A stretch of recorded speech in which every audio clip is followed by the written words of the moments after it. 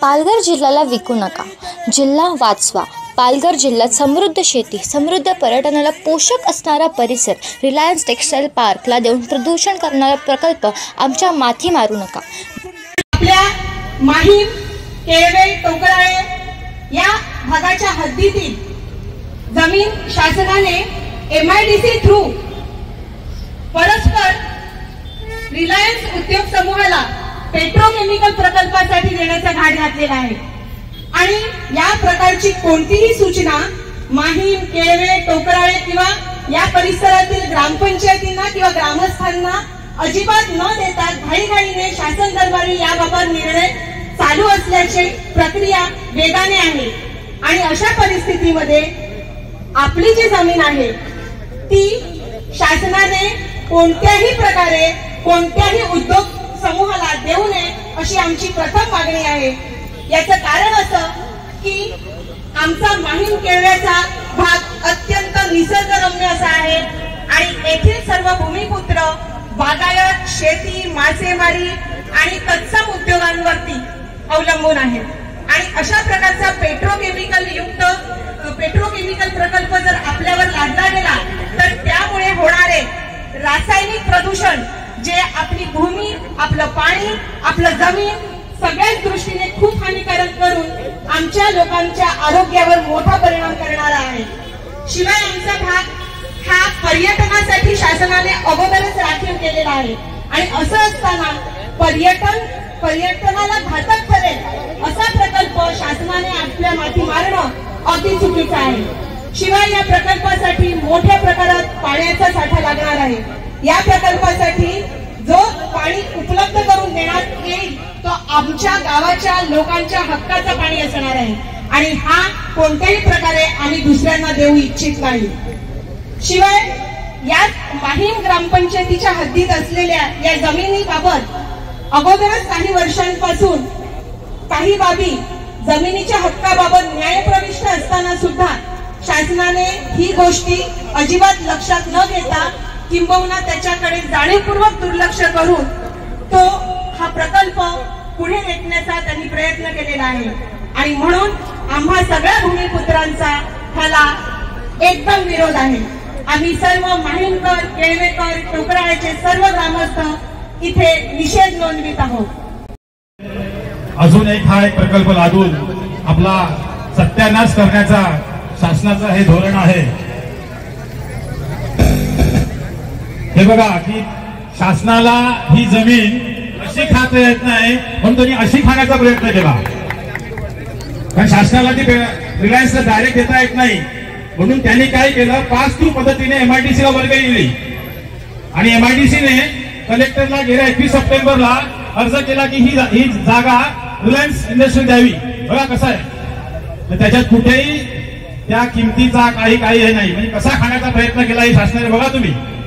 256 hectare Mahim आणि 125 hectare अशी 800 acre जमीन तुम्ही ह्या पेट्रोकेमिकल देणार आणि अगोदर सांगितलं की नाही की पाणी किती लागणार ह्या प्रकल्पाला, कारण इथेलिक्स जे एथिलिक ऍसिड आहे ते बनणार आहे टेक्सटाईलच्या नावाने। टेक्सटाईल बनेल का माहित नाही, परंतु हे जे ऍसिड आहे ते फार घातक आहे। ह्याला जवळजवळ त्यांनी 65 MLD म्हणजे per day 65 MLD 65,000 cubic metre पाणी लागणार। 1 क्युबिक मीटर पाणी म्हणजे 1000 लिटर म्हणजे 6.5 कोटी लिटर पाणी दर दिवशी ते घेणार कंपनी। आता कसं घेणार ते सांगितलं, वांद्री डॅम, देवकोप डॅम, कुर्जे डॅम आणि अजून त्यांच्यासाठी डॅम पण बांधणार ते, कारण एवढं पाणी घेण्यासाठी। पण हे पाणी वापरल्यानंतर 80% 60 ते 80% ते सोडणार। ते किती सोडणार, तर 4 ते 5 कोटी लिटर पाणी ह्या आपल्या खाडीत सोडणार आणि ते म्हणणार आम्ही काय करणार, प्रक्रिया करणार। काही प्रक्रिया वगैरे करत नाही, आपल्याला अनुभव आहे MIDCचा। MIDC मध्ये एक प्रदूषण चालू आहे, जे मासे मारतायत उच्छळी, दांडी, नावपूर। अखिल भारतीय मंगला समाज कोर्टात गेले, निकाल दिलाय, 280 कोटीचा दंड ठोठावलाय का, तर प्रक्रिया न करता ते पाणी सोडत आहेत। 280 कोटी दंड ठोठावलेला आहे आणि हे असंच करणार आहे का सरकारी अधिकारी का पाणी चेक करत नाही, त्यांचं काय चालते ते आपल्याला माहित आहे आणि हे सर्व पाणी जर खाडीमध्ये गेलं ते समुद्राला आणि त्या खात्याचे खाडे आहेत त्याच्यावर जवळजवळ हजारो कुटुंब नक्कीच आज आपण बघू शकताय की आमचा टोकराळे आणि जो माहीमचा भाग आहे तो बराचसा भाग जो ह्या टेक्स्टाईलने घेतलेला आहे. आज आपण बघू शकताय की अनेक इथे सगळे आमचे ग्रामस्थ इथे आलेले आहेत. हा कुठल्याच पक्षाचा कार्यक्रम नाही आहे किंवा कुठल्या पक्षाचा मोर्चा नाही आहे, तर हा आमच्या हक्काच्या न्याय हक्कासाठी आम्ही आज इथे आलेलो आहोत. आणि आपण बघू शकता की आम्हाला खूप कमी वेळ मिळाला. खरं तर हा एवढा मोठा प्रकल्प या इथे होतोय हा 2-4 दिवसापासून आम्हाला कळालं, तरी सुद्धा आम्ही जास्तीत जास्त लोकांपर्यंत पोहोचवण्याचा प्रयत्न केला. हा एक आपण म्हणतोय ना का फक्त ट्रेलर आहे, पिक्चर अभी बाकी आहे. आज हा मोर्चा आपण बघतोय हजारोच्या संख्येने लोक आले आहेत, पण ह्याच्यापेक्षाही तीव्र आंदोलन आम्ही पुढेही करणार आहोत. जर आमचं हे म्हणणं, आमची जे काय मागण्या आहेत त्या जर त्यांनी रद्द नाही केला, हा जो येणारा टेक्स्टाईल प्रकल्प जर रद्द नाही केला, तर ह्याच्यापेक्षाही जास्त तीव्र आंदोलन आम्ही या इथे करणार आहोत. नेमकं काय मागण्या आहेत? गोरगरीब आलेले आहेत, प्रत्येकाचा अंगातून घामाच्या धारा वाहत आहे. अशी माझी सगळी लोक बसलेली आहेत आणि त्या खुर्चीवरती एक कलेक्टर बसला, तो आपला नोकर आहे. हे आमचे मालक सगळे खाली बसले. कलेक्टर साहेब, हे मालक तुम्हाला भेटायला आहेत आणि तुम्ही लवकरात लवकर तुमचा निर्णय घ्या आणि या प्रकल्पाला पहिला विरोध करा आणि हा प्रकल्प हाकलून लावा. आजची सुरुवात आहे. येणाऱ्या काही दिवसामध्ये माहीम गाव असो, केळवे गाव असो, कमारे गाव असो, वासई असो किंवा केळवे रोड असो, ह्याच्यातला प्रत्येक पायातला एक माणूस, तळागाळातला माणूस या धर्तीवरती उतरणार आहे, हक्काची लढाई लढणार आहे. आणि त्यावेळेस तुम्हाला खुर्चीतून खाली केल्याशिवाय आम्ही राहणार नाही आहोत. या निश्चय करण्यासाठी मी इथे आलेलो आहोत.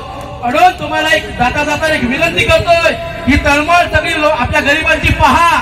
तुम्ही या शासनाचे जरी तुम्ही नोकर असाल, त्याच्यापेक्षा ह्या आमच्या जनतेचे नोकर आहेत. त्या प्रत्येकाच्या घामाच्या थेंबातून एक पैसा जो जमा होतो तो तुम्हाला दिला जातो. म्हणून तुम्ही ह्या आमच्या मालकांचा अंत पाहू नका, कारण मालक आता जागा झालेला आहे. ही भूमी ही आमच्या मालकीची आहे. माहीमगाव हा सगळ्यांचा आमच्या सर्व भूमीलाच आहे आणि येणारा प्रकल्प तो शासनाच्या जागेवर आहे. 835, 836 तो आम्ही हटवल्याशिवाय राहणार नाही, एवढंच बोलतो. त्यावर लादत आहेत आणि आपला जो समुद्र आणि आपला निसर्गरम्य परिसर आहे याचा ऱ्हास करण्याचा घाट या सरकारने घातलेला आहे. वाढवड बंदराचं भूमिपूजन चाललं आहे, इथे बोलणी चालू आहे. आपण सर्वांनी त्याचा विरोध करायला पाहिजे आणि केला पाहिजे. आपल्याला एकच सांगतो, आजपर्यंत आपण अनेक प्रकल्प असे घालून दिले. BSES असो,